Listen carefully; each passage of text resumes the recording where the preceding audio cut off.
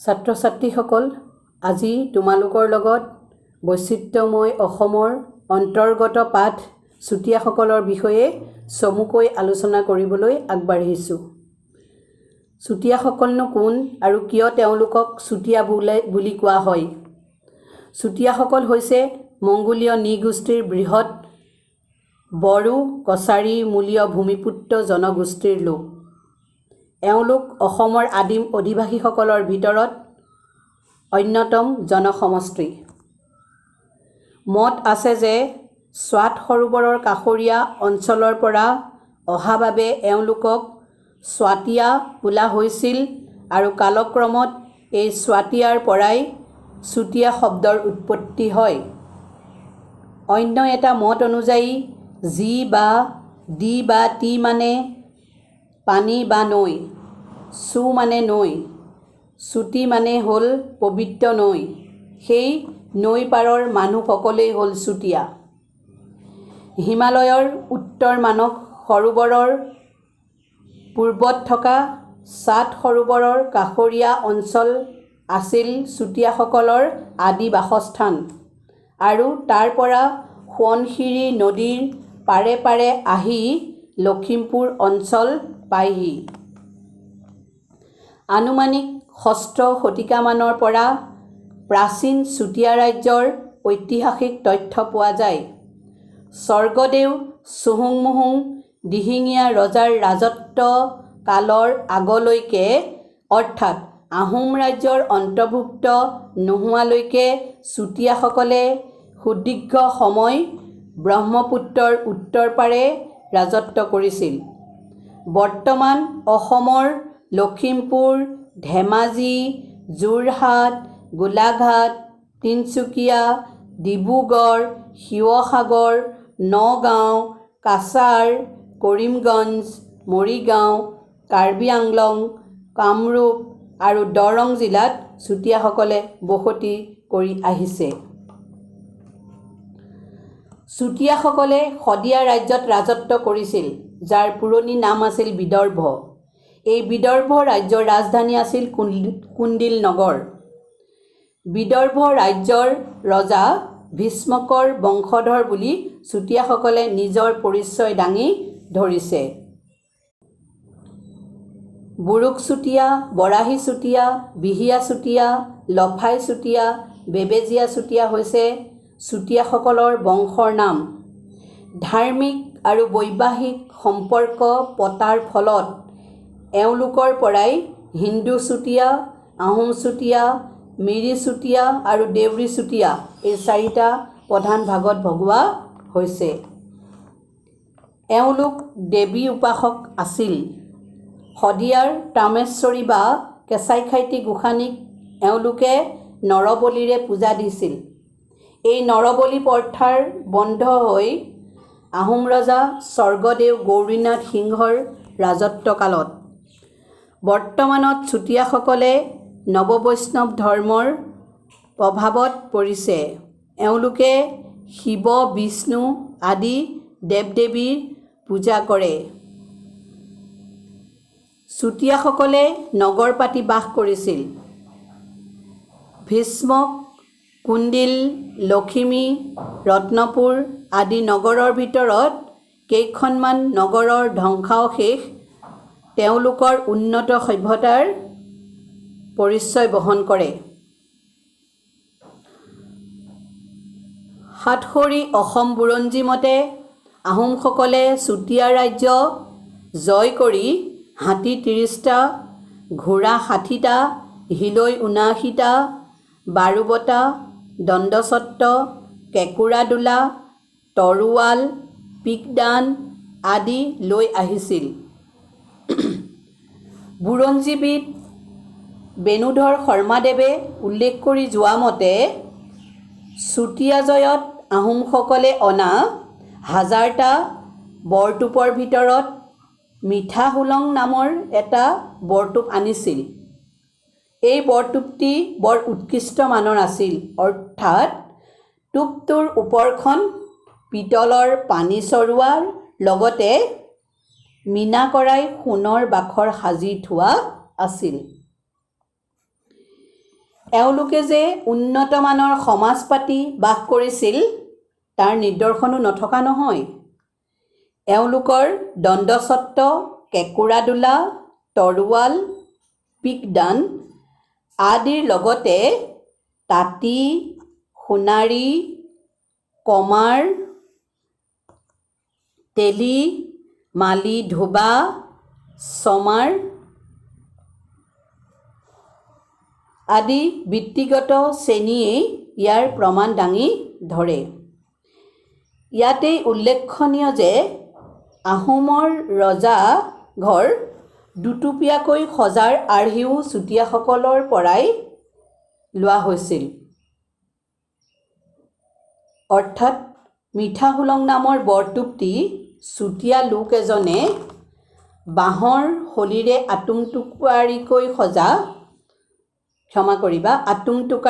সজা দুটুপীয়া এটা ঘৰৰ দৰে সাজত থোৱা হৈছিল। আহোম স্বৰ্গদেৱে এই ঠগটো দেখি বৰ সন্তোষ পাইছিল আৰু সেই চানেকিৰেই ৰজাই দুটুপীয়া ৰজাঘৰ সাজিবলৈ অনুমতি দিছিল। কথিত আছে যে সেই সময়লৈকে লুইতৰ দক্ষিণ পাৰে কাৰো দুটুপীয়া ঘৰ নাছিল। ভাস্কৰ্যৰ ক্ষেত্ৰতো চুতীয়াসকল চহকী আছিল। মৌৰা চৰাইৰ সৈতে বিষ্ণু মূৰ্তি, শিৱ পাৰ্বতীৰ মূৰ্তি, সূৰ্যৰ মূৰ্তি, তামেশ্বৰী মন্দিৰ, কেঁচাইখাইটি থান, মালিনী থান আদিয়ে তেওঁলোকৰ স্থাপত্য ভাস্কৰ্যৰ পৰিচয় দাঙি ধৰে। এওঁলোকে অলংকাৰ হিচাপে সোণেৰে নিৰ্মিত দুগদুগী, সোণোৱালী গলপতা, সোণৰ কেৰু, সোণৰ ৰূপৰ গামখাৰু, জোনবিৰি আদি পৰিধান কৰিছিল। সোণৰ মেকুৰী, তিনিখলপীয়া সিংহাসন,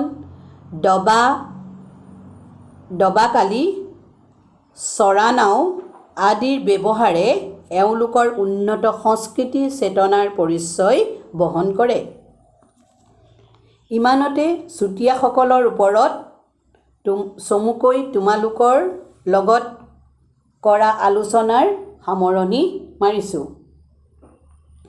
ছাত্ৰ ছাত্ৰীসকল, এতিয়া আমি যাওঁ এনে কেইজনমান ব্যক্তিৰ বিষয়ে আলোচনা কৰিবলৈ যিকেইজন ব্যক্তিয়ে অসমীয়া জাতীয় জীৱনলৈ বিভিন্ন ক্ষেত্ৰত অৱদান আগবঢ়াই আজিও স্মৰণীয় হৈ আছে। প্ৰথমতেই আমি এই ক্ষেত্ৰত বৈষ্ণৱ পণ্ডিত সোণাৰাম চুতীয়াদেৱৰ বিষয়ে সংক্ষেপে আলোচনা কৰিবলৈ আগবাঢ়িছোঁ। এইজনা মহান পণ্ডিতে জন্মগ্ৰহণ কৰিছিল 1915 চনত যোৰহাট জিলাৰ বামকুকুৰাচোৱা গাঁৱত। তেখেতৰ পিতৃৰ নাম আছিল জাগিৰাম চুতীয়া আৰু মাতৃৰ নাম আছিল ফুলেশ্বৰী চুতীয়া। 1922 চনত কাকজানৰ বামকুকুৰাচোৱা প্ৰাথমিক বিদ্যালয়ত শিক্ষাৰ পাতনি মেলে। তাৰ পিছত কাকজান চৰকাৰী মধ্য ইংৰাজী বিদ্যালয়ৰ পৰা ME পৰীক্ষা দি উত্তীৰ্ণ হৈ যোৰহাট চৰকাৰী বালক বিদ্যালয়ৰ পৰা 5টা বিষয়ত লেটাৰ মাৰ্কসহ এণ্ট্ৰেন্স পৰীক্ষাত উত্তীৰ্ণ হৈ কটন কলেজত নামভৰ্তি কৰে আৰু ইয়াৰ পৰাই ডিষ্টিংশ্যন সহ বিজ্ঞান বিষয়ত তেখেতে স্নাতক ডিগ্ৰী লাভ কৰিছিল। কৰ্মজীৱন হিচাপে তেখেতে প্ৰথমে শিৱসাগৰৰ চৰকাৰী উচ্চ মাধ্যমিক বিদ্যালয়ত বিজ্ঞান শিক্ষক হিচাপে যোগদান কৰিছিল। যদিও তেওঁ কি কৰিছিল, সেই চাকৰি ত্যাগ কৰি জাতীয় মহাসভাত যোগদান কৰিছিল। তাৰপিছত 1942 চনৰ ভাৰত ত্যাগ আন্দোলনত সোণাৰাম চুতীয়াদেৱে সক্ৰিয় ভূমিকা লৈছিল। মহাত্মা গান্ধীৰ ধৰ্ম আৰু কৰ্মৰ দ্বাৰা এইজনা লোক বাৰুকৈয়ে প্ৰভাৱিত আছিল। তেখেতে 1946 চনত শ্ৰীমন্ত শংকৰদেৱ সংঘত যোগদান কৰি সংঘৰ প্ৰচাৰ সম্পাদকৰ কামত আত্মনিয়োগ কৰিছিল। তাৰ পিছত তেখেতে গোলাঘাটৰ গ্ৰাম্য উন্নয়ন বিষয়া আৰু মাজুলীৰ সাপেখাতী সোণাৰীত খণ্ড উন্নয়ন বিষয়া হিচাপে কাৰ্য পালন কৰিছিল। ইয়াৰ উপৰিও জয়সাগৰ পঞ্চায়তী ৰাজ আৰু গাঁও পঞ্চায়ত সম্পাদক প্ৰশিক্ষণ কেন্দ্ৰৰ অধ্যক্ষ আৰু টিয়ক ৰজাবাৰী হাইস্কুলৰ প্ৰধান শিক্ষক হিচাপে কৰ্মজীৱন পালন কৰিছিল। সোণাৰাম চুতীয়াদেৱে শ্ৰীমন্ত শংকৰদেৱ সংঘৰ 9 বাৰকৈ পদাধিকাৰ পদ অলংকৃত কৰিছিল। তেখেতে বহু গ্ৰন্থও ৰচনা কৰি গৈছে। তাৰে ভিতৰত উল্লেখযোগ্য গ্ৰন্থকেইখন হৈছে নাম ধৰ্ম, মহাপুৰুষ হৰিদেৱৰ চৰিত্ৰ, অসমৰ বৈষ্ণৱ দৰ্শনৰ ৰূপৰেখা, ভাগৱত মাহাত্ম্য, মহাপুৰুষীয়া ধৰ্ম আৰু কৰ্মকাণ্ড, বেদ আৰু মহাপুৰুষীয়া ধৰ্ম, বৈষ্ণৱ পণ্ডিত সোণাৰাম চুতীয়া ৰচনাৱলী ইত্যাদি। ভাৰতৰ কেন্দ্ৰীয় চৰকাৰে এইগৰাকী বৈষ্ণৱপ্ৰাণ পণ্ডিতক স্বাধীনতা সংগ্ৰামী হিচাপে তাম্ৰপত্ৰৰে সন্মানিত কৰি গৈছে। তেখেতে অসম চৰকাৰৰ দ্বাৰা স্বাধীনতা সংগ্ৰামী, শ্ৰীমন্ত শংকৰদেৱ বঁটা, শ্ৰীমন্ত শংকৰদেৱ সংঘৰ পৰা সংঘৰ সৰ্বোচ্চ সন্মান শ্ৰীমন্ত শংকৰদেৱ মাধৱদেৱ বঁটা আৰু বৈষ্ণৱ পণ্ডিত উপাধি, যোৰহাটস্থ একলব্য আৰু উত্তৰ পূব গৱেষণা মঞ্চৰ পৰা দলিত দৰদী অভিধা বঁটা, যোৰহাট জিলা সাহিত্য সভাৰ পৰা যোৰহাট ৰত্ন আদি বঁটা আৰু সন্মান লাভ কৰিছিল। এইজনা মহানায়কৰ জীৱনৰ অন্ত পৰে 2013 চনৰ 30 জানুৱাৰী তাৰিখে। ইয়াৰ পিছতেই আমি বুৰঞ্জীবিদ ডক্টৰ স্বৰ্ণলতা বৰুৱা ডাঙৰীয়ানীৰ বিষয়ে চমুকৈ আলোচনা কৰিবলৈ আগবাঢ়িছোঁ। উত্তৰ পূবৰ একমাত্ৰ মহিলা বুৰঞ্জীবিদ ডক্টৰ স্বৰ্ণলতা বৰুৱা ডিব্ৰুগড় বিশ্ববিদ্যালয়ৰ বুৰঞ্জী বিভাগৰ মুৰব্বী তথা শ্ৰী শ্ৰী অনিৰুদ্ধদেৱ আসনৰ অধ্যাপিকা হিচাপে কাৰ্যনিৰ্বাহ কৰিছিল। এওঁ আছিল চুতীয়া জাতিৰ মুখ্য সম্পাদিকা। তেখেতে এই কম্প্ৰিহেনশ্যনশ্বিপ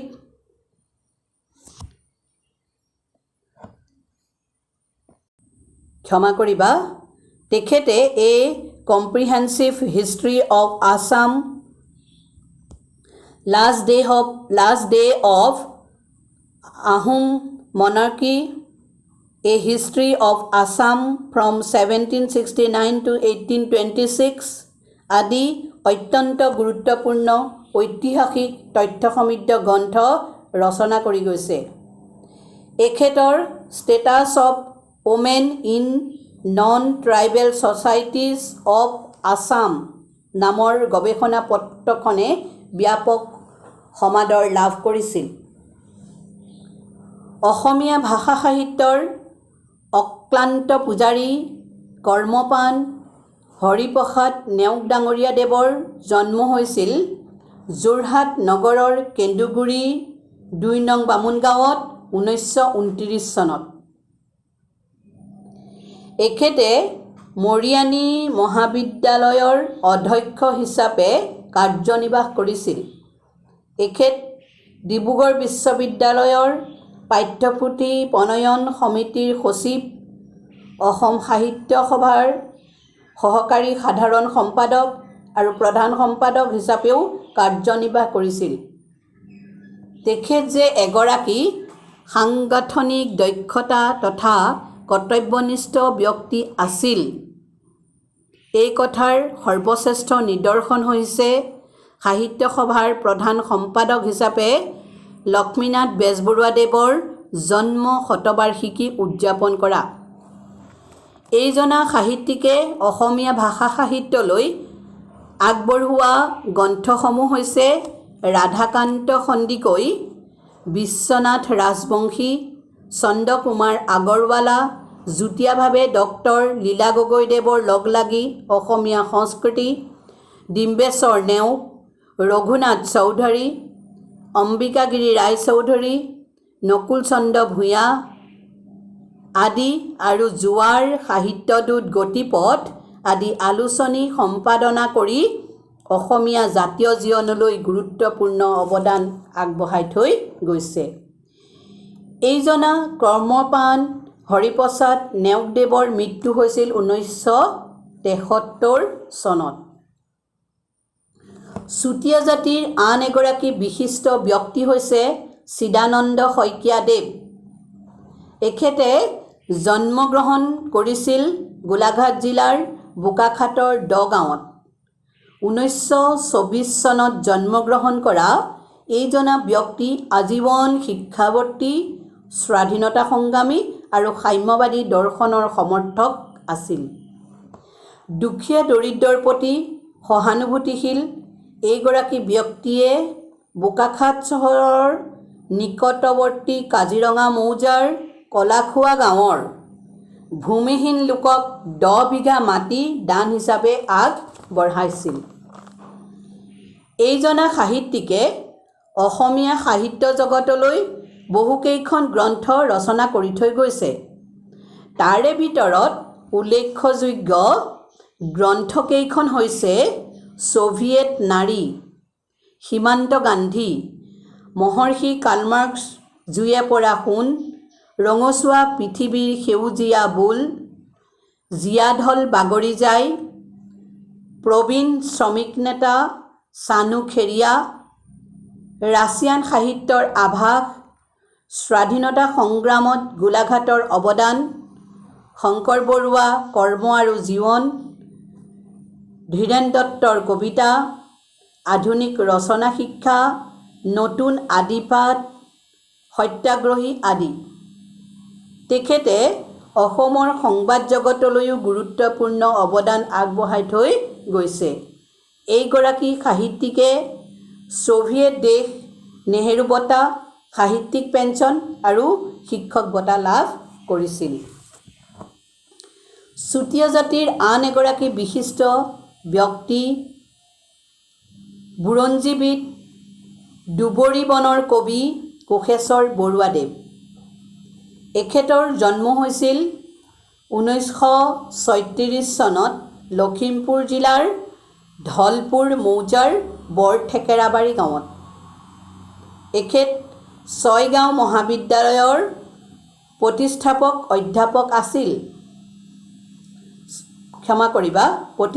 অধ্যক্ষ আছিল।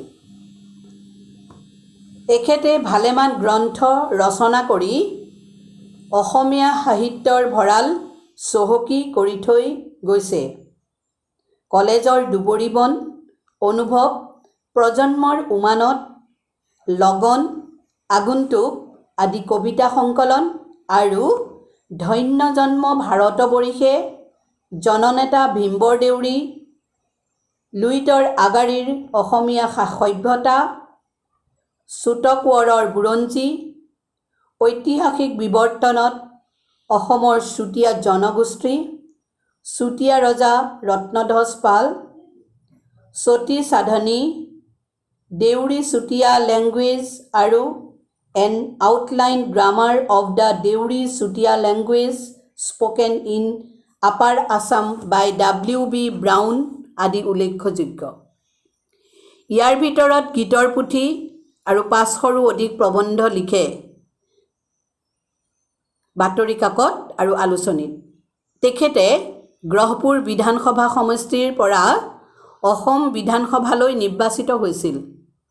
তেখেতে ডক্টৰ আম্বেদকাৰ ফেলোশ্বিপ আৰু অসম চৰকাৰৰ চুতীয়া জাতি উন্নয়ন পৰিষদে প্ৰদান কৰা সতী সাধনী বঁটা লাভ কৰিছিল। ছাত্ৰ ছাত্ৰীসকল, ইমান পৰে তোমালোকৰ লগত চুতীয়া জাতি আৰু তেওঁলোকৰ কেইজনমান বিশিষ্ট ব্যক্তিৰ বিষয়ে আলোচনা কৰিলোঁ। তোমালোকে নিশ্চয় মন দি শুনিছা। পাঠসমূহ মন দি শুনি তোমালোকে পাঠসমূহ ভাল ধৰণে পঢ়িবা আৰু পাঠৰ অন্তৰ্গত যিবিলাক প্ৰশ্ন আছে তাৰ উত্তৰসমূহ কৰিবলৈ যত্ন কৰিবা। আজিলৈ ইমানতে এৰিছোঁ। ধন্যবাদ।